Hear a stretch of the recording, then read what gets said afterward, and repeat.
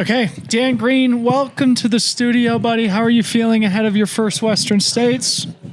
Good. Feel good. I'm happy. Everyone probably said I'm just happy to be here. Like, it's great. I'm just glad to be considered. But seriously, dude, you're one of the funnest stories coming into this year's race. Maybe before we get into it, we were just sort of talking with Ryan here in the studio about the first time we came into contact with Dan Green. Do you want to hear about it? Yeah, if you remember. Ryan, I think this is Black Canyon 22, was it? It was the year Keeley won, I remember. And all of a sudden, this guy comes screaming across the finish line. I think you were somewhere in the top 10 that year. 10th that year. Just in the top 10. Yeah. And we somehow were right in front of Dan when he finishes. And he's just got this great attitude, just totally positive, effervescent. He's like, I'm like, bro, how you doing? You're like, I'm ready to go another 40. And I feel like that's just the attitude you've always exuded. Yeah. This is your first time on Freetrail. Could you just briefly share a little bit about yourself, your background, history with the sport? Yeah, I guess brief history. I live and train in Huntington, West Virginia, so kind of southernish West Virginia, right on the Ohio River. Been running ultras, I guess, 4 years. That checks out. Around 4 or 5 years. Done a couple hundreds, a couple 100Ks. Had some good runs at Javelina and Black Canyon. My best run was that first run. Yeah. And then it just got out. It got pretty crazy. And that's kind of led me to here. Just recently ran Cocodona. That was awesome. Had wanted to do that for a long time. And so it was fun to finally get out there and run it. And we had a blast. And now we're here. We're at Western States. We're at Western States. Who would have thought? Waitlist. Cocodona, we obviously have to spend time talking about this. You won the race. We actually just have Vincent Bouillard here in studio, who, of course, was the UTMB champion. You could sort of view your experiences at Cocodona as analogous to his experience at UTMB, in that, obviously, people knew who you were coming into the race. People knew who Vincent was coming into UTMB, but having those massive performances definitely change your life, the opportunities that are presented to you. We'll talk about some of that here in a second, but coming off of Cocodona, if you could just share what it was like in the immediate aftermath and in what ways, your life maybe has changed a little bit. Yeah, definitely.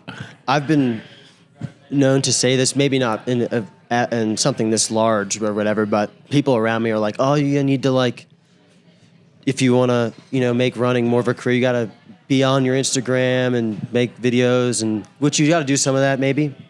But the one thing I kept telling them is, no, you have to win something, and then you can. That is what you really got to win. That's it, basically. Yeah. To a degree. So finally, things came together, and Cocodona was a blast for me, and it definitely opened up a lot of doors. Some are more obvious right now than others, which has been great so far. But yeah, just tons of people reaching out. Navigating that has been interesting. Luckily, I have Kelly Newland helping me out. She's a dog. She's awesome. She's a dog. Dude, love her. Yeah. Just met her. But that's been great. But just, lots of people reaching out and just navigating everything has been crazy. Yeah. But it's been fun too, because it's what I want to do. And now I can make that more of a reality and train more, train a little better, not eat ramen and tuna, maybe have some things that are better for you before races.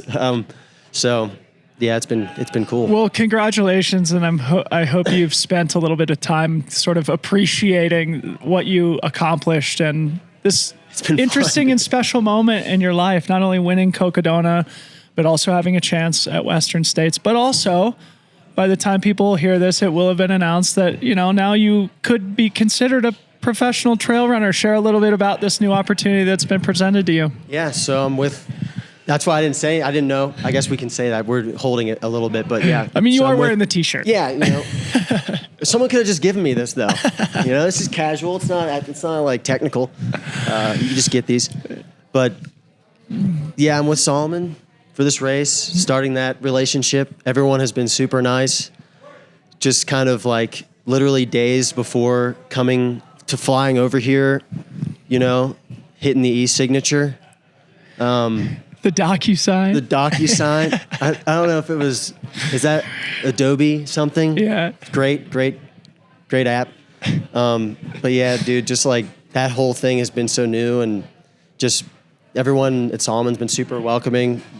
I tried to get Victor to come with me as well. He's been like my best friend since I've been out here.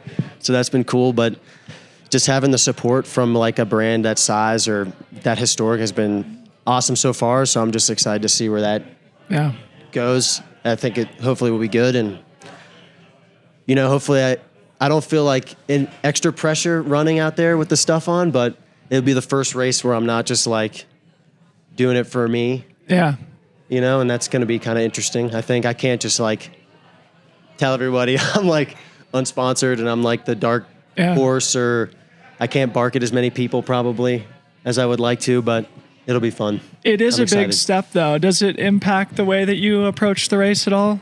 You know, now with the backing of a bigger sponsor and maybe being obviously more in the limelight after your big win at Cocodona? Not really.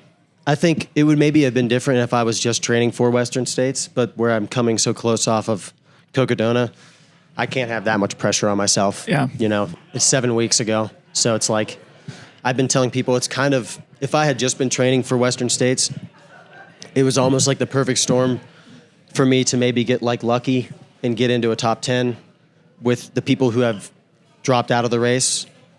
The chances of me doing, someone in my position doing that were a lot higher. But with Cocodona being so close, even though maybe it would have been a perfect storm, like I'm not putting extra pressure on myself. We're just going to absorb the course, and it's one of those courses hopefully I come back, you know, at some point, whether it's from the lottery or from a golden ticket or a top 10, hopefully I come back and this will just be like a learning experience.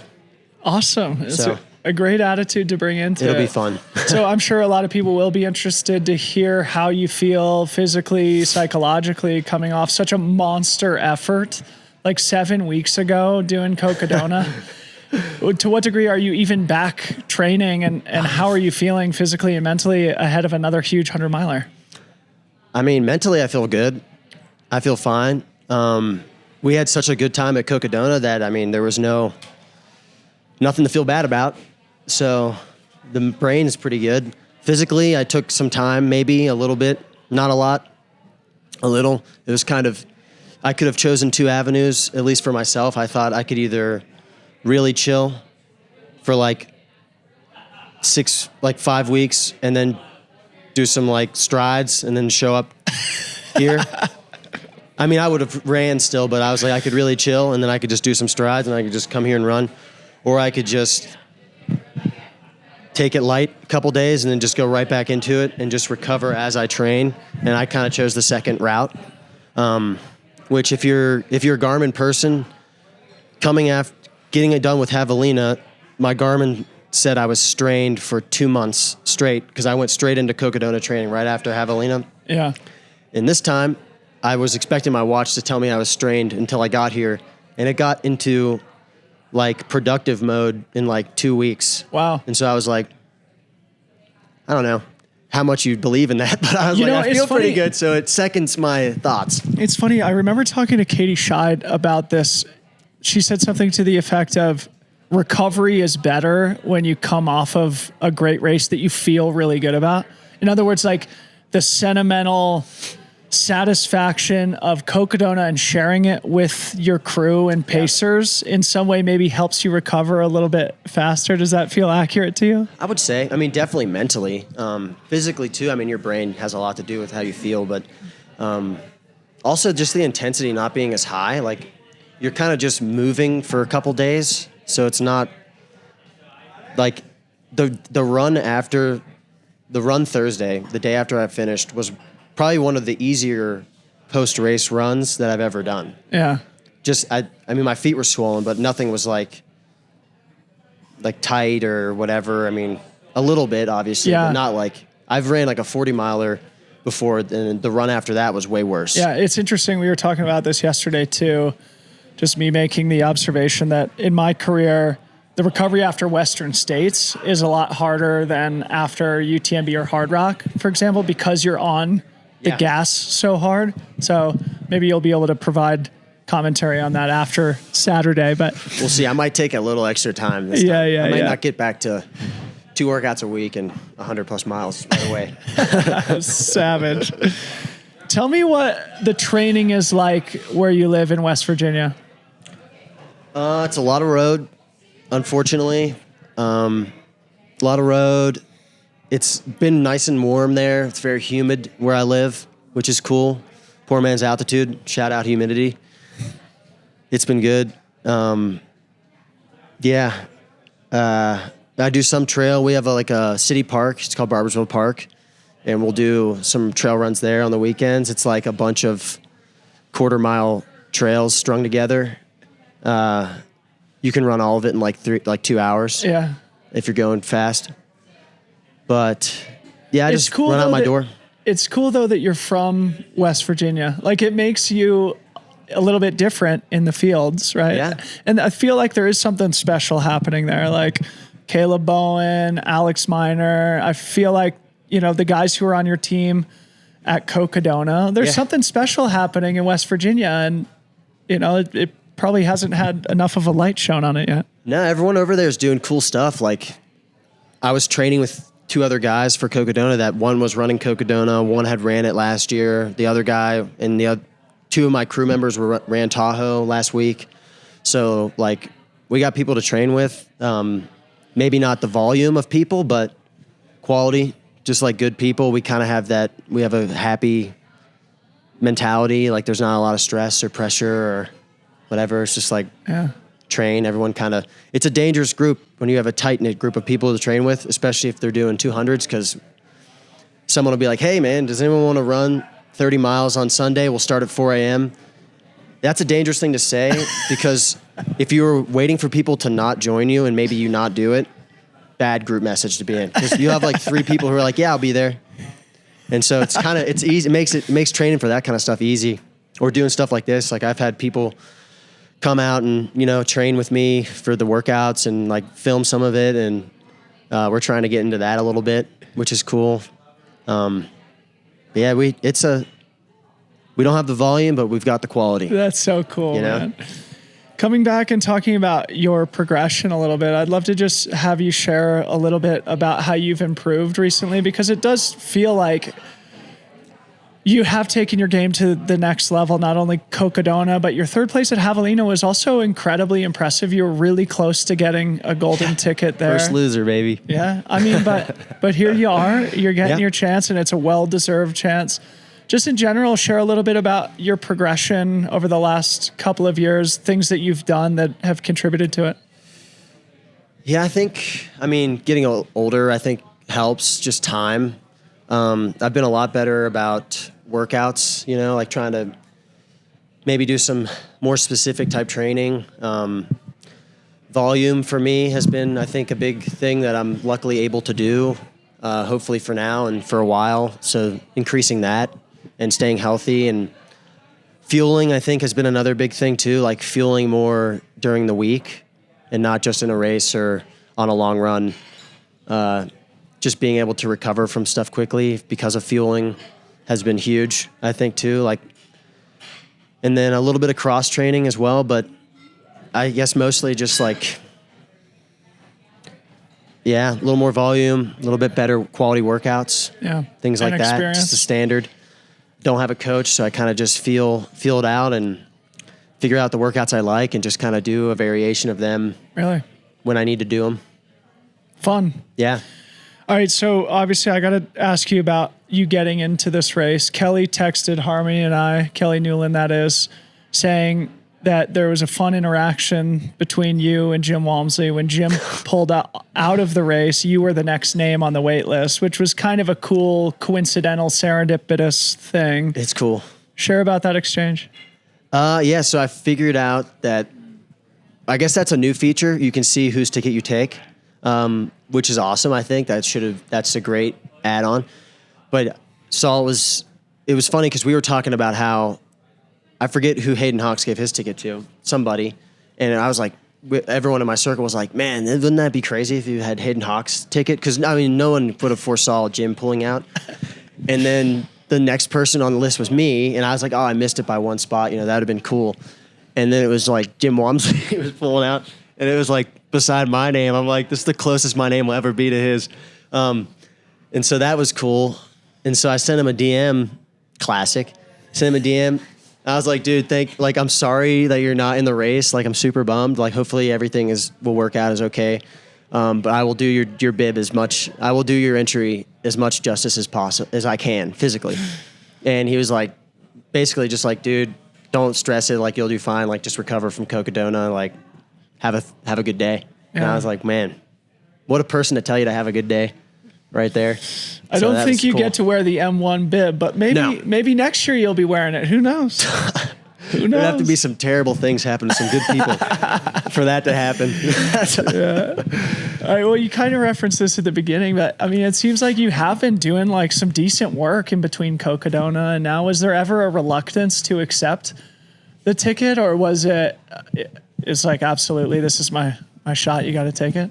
Yeah, I would have it no other way. Yeah. I think having it so close to Cocodona, not only does that take a lot of pressure off of you, but it's just fun. And it's, you know, one of my strong suits is recovering. Not that there's like a race for combined Cocodona Western States time, but hopefully we can get a good time here on Saturday, and maybe that double becomes more of a thing, and like we set the bar pretty high, or as high as we can. That's actually a good point. And so, it's like now we can, in the same way that we've always had like the Western States UTMB double and the Western States Hard Rock double, now we can have the Cocodona time. Western States double. Me and Harry and I. That's right. It's the race within the race. So we'll see. It'll be fun. Hopefully I get to see him out there. I haven't talked to him since the race, but so that's been fun training, trying to get as much work as possible for Saturday. So just for our viewers and listeners, you're referring to Harry Subertis, last year's Cocodona winner, who also is here at Western States. He got in through the lottery. So that is going to be a fun little race within the race. So coming back to like just talking about the race itself and your strategy, we kind of touched on this, but it feels to me like you could totally take a flyer on this. Like you could go out with the front pack and push and just see what happens, or you could not for very long take what your body gives you and, you know, hope to have like a really solid day, work your way into the top 10 and then have another chance in the future. How are you thinking about things strategically and where you might position yourself in the pack? Yeah. I mean, I don't know if people share their game plans, but I will. So I think like I'm just going to go out, not super hard, top. If I can be in the 15 to 20th range up the climb, that'll be cool. And then just kind of staying maybe in that position as close to 15 or under as I can for as long as I can. And then when I can start to sense people maybe coming back towards me or some bad times happening up there, maybe that's when I can try to maybe push if I can. I've been telling people also I won't really know how I feel until like miles 60, 70 probably. Just after Cocodona, like I'm not sure what that does to you. The workouts have been decent, but also you don't really know until you're out there. Yeah. So that's kind of my plan, is just lay low, that top 15, top 20th spot for a while, and then hopefully stay up there and move forward and run when it's runnable and stay cool. I love the heat. I was missing it at Cocodona, so I'm glad that it's going to be hot here. So I'm looking forward to that. Do you have the same crew from Cocodona coming to? I have some key people. Yeah. So I have my brother is coming back, Fred. He'll also pace me. My buddy Logan is coming back. He will also pace me. And then Jack, my buddy Jack Pennington, who ran Cocodona, but he'll be out here just crewing me as well. So that'll be cool. And then some additional people that will be better to have. My girlfriend Sydney will be here too. Rad. So she'll pace me the last 7. Awesome. Which will be cool. All right, maybe last question for you then. Maybe just meditate a little bit on this moment in your life. We kind of talked about it at the top, but it's a special moment for you. You're 28 years old, Cocodona champ and course record holder, a newly sponsored athlete on the precipice of your first Western States. What does it feel like to be in your shoes right now? It's pretty surreal. To be honest, I didn't think it was possible living where I live to get sponsored. But it's It's definitely unbelievable for me. It's like I'm just like happy to be here. I know I've said that. Can't believe it's with the like help of a brand and just like especially one like Salomon. It's been so great so far, and I'm sure it'll be like that the rest of the time. And it's just been it's crazy. Would not have thought. I would definitely not have thought the Cocodona would have been so big.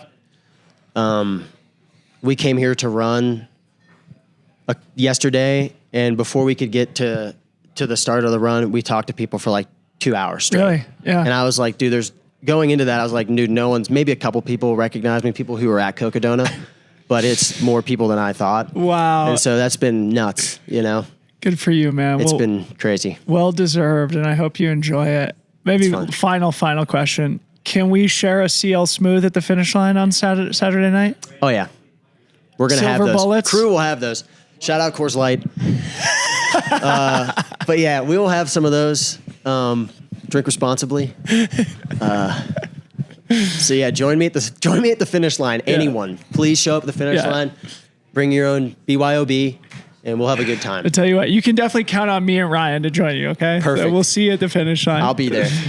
Dan Green, good luck on Saturday, buddy, and thanks for coming in. Thank you.